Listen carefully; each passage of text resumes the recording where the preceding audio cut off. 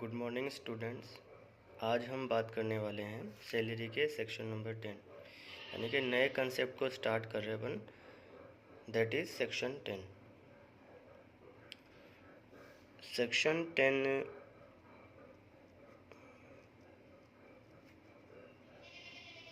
जो है ये बताता है अलावेंसेस के बारे में।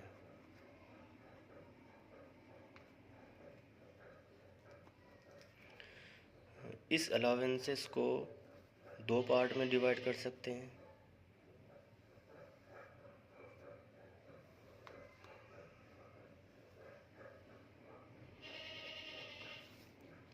तो फर्स्ट पार्ट तो हो गया अलावेंसेस। जबकि हम अलावेंसेस पढ़ रहे हैं, फर्स्ट पार्टी अलावेंसेस का नाम क्यों दे रहा हूँ, क्योंकि ये जो अलावेंसेस है ये मिलते हैं during the job.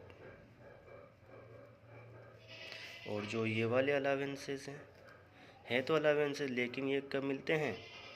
After retirement. मतलब ये भी सेक्शन 10 में कवर होंगे, तो ये आफ्टर रिटायरमेंट अपन को मिलते हैं। तो सिंपली अपन इनको बोल सकते हैं क्या? Retirement benefit.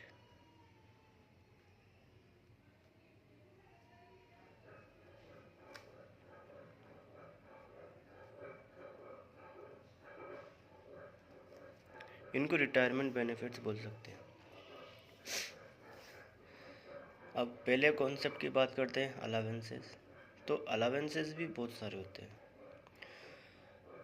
तो कौन कौन से मोस्ट हैं वो मैंने थोड़ा डिवाइडेशन करके बताया हुआ है, सिर्फ वही बताऊंगा। बाकी उसके अलावा जितने भी हैं आपको ज़रूरत हो तो आप पढ़ लीजिएगा। मुझे नहीं लगता इसके अलावा और कोई ज़रूरत पड़ेगी आपको। तो जो अलावेंसेस हैं उसको 3 पार्ट में डिवाइड करता हूँ मैं।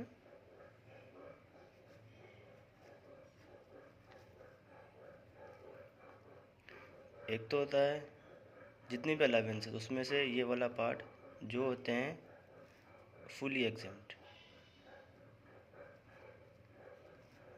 होते हैं पूरी तरह से। कौन से अलावेंसेस हैं? आप हाई कोर्ट के जज, सुप्रीम कोर्ट के जज और ऐसे गवर्नमेंट एम्प्लॉइज़ जो विदेशी यूएनओ में काम करते हैं इंडिया के, या विदेशों में जो राजदूत या फॉरेन एम्बेसडर होते हैं ना, एम्बेसी में जो काम करते हैं, वो वाले एम्प्लॉयज़, इनको जितने भी मिलेंगे अलावेंसेस वो सारे क्या हो जाएंगे? एग्जेम्प्ट हो जाएंगे।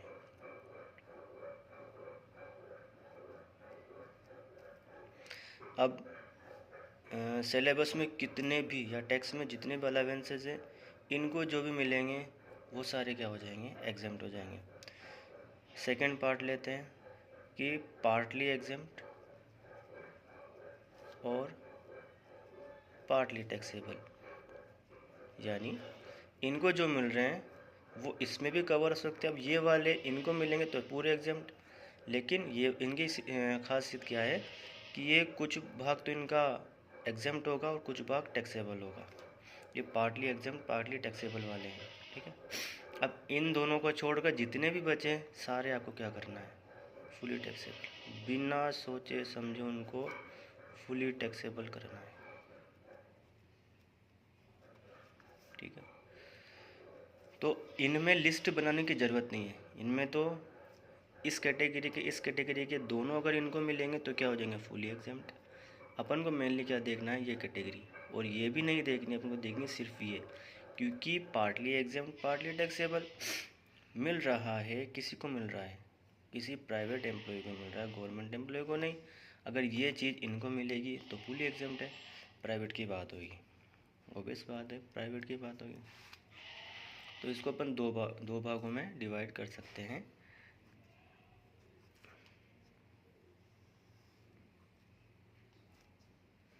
राइटिंग पे ध्यान मत दीजिएगा, कंसेप्ट है, कंसेप्ट पे ध्यान दीजिएगा। एक तो होता है सेक्शन,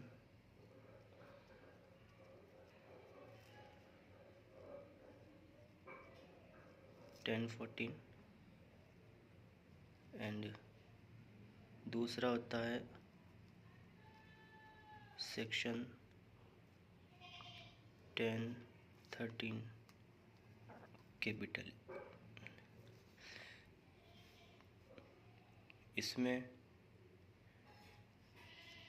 टोटल 13 अलावेंसेस आती हैं,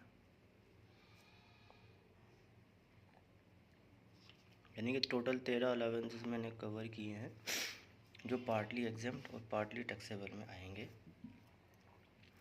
ठीक है, 13 अलावेंसेस में फिर 2 पार्ट करेंगे। 6 अलावेंसेस ऐसे हैं, ठीक है, और 7 अलावेंसेस अलग है।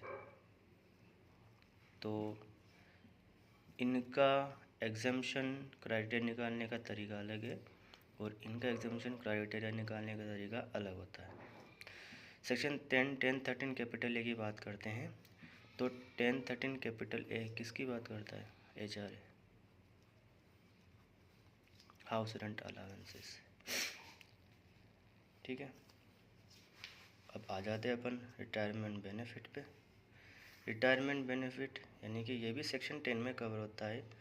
अगर किसी को अलग से इसको ध्यान रखने में दिक्कत होती है तो ये मैंने कॉन्सेप्ट बनाया है कि सेक्शन 10 है, अपन को अलावेंसेस मिलते हैं 2 प्रकार के, एक तो ड्यूरिंग द जॉब मिलता है, एक आफ्टर द जॉब मिलता है। जो ड्यूरिंग द जॉब मिलता है वो अलावेंसेस कहलाते हैं और आफ्टर द जॉब अलावेंसेस मिलेंगे उनको रिटायरमेंट बेनिफिट कहेंगे। लेकिन एक बात और ध्यान रखना, ये वाले जो बेनिफिट हैं अगर ये ड्यूरिंग द जॉब आपको मिल गए,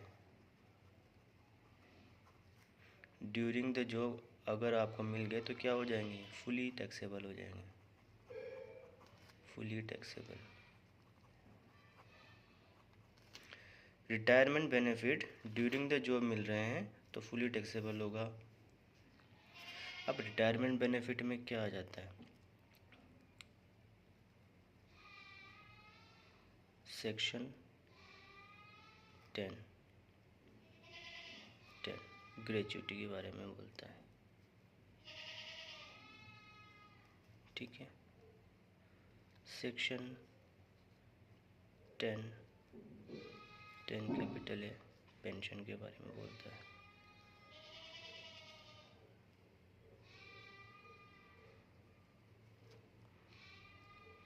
सेक्शन 10 बोलता है लीव एनकेशमेंट।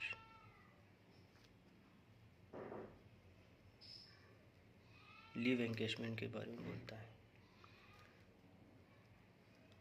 सेक्शन 10B बोलता है रिट्रेचमेंट कंपनसेशन। मैं पूरा नहीं लिख रहा हूँ, आप लोग लिख लीजिएगा। रिट्रेचमेंट कंपनसेशन के बारे में बोलता है। सेक्शन 10C बोलता है वॉलंटरी रिटायरमेंट सर्विस। तो ये हेडिंग हो गया।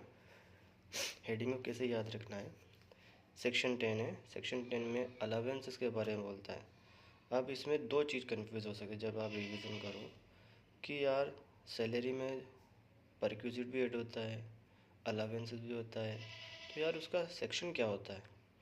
तो इसका ध्यान रखने का मैंने बनाया है अलावेंसेस और अमाउंट का ए, अलावेंसेस का ए, यानी कि जो कैश में आ रहा है वो अलावेंसेस, उसका सेक्शन 10 यानी कि अलावेंसेस यानी 10, और परक्यूजिट 17। अगर ये है तो नेक्स्ट क्या होगा? परक्यूजिट होगा जो कि 17 है में। हेडिंग अपन ने बनाई कि जो ड्यूरिंग द जॉब मिलेंगे वो तो अलावेंसेस है, आफ्टर जॉब मिलेंगे रिटायरमेंट बेनिफिट है। रिटायरमेंट बेनिफिट मैंने आपको बता दिए। डिवाइडेशन कर दिया, क्या अलावेंसेस मिलेंगे? फुली एग्जाम्ड वाले हाई कोर्ट सुप्रीम कोर्ट के जज को मिलेंगे, और अब्रॉड यूएनओ में इंडियन जो एम्प्लॉय काम करते हैं और फॉरेन एम्बेसडर में और एम्बेसी में जो इंडियन एम्प्लॉय काम करते हैं उनको जितने भी अलावेंसेस मिलेंगे वो सारे एग्जाम्प्ट माने जाएंगे, माने नहीं जाएंगे, सारे एग्जाम्प्ट होते ही हैं।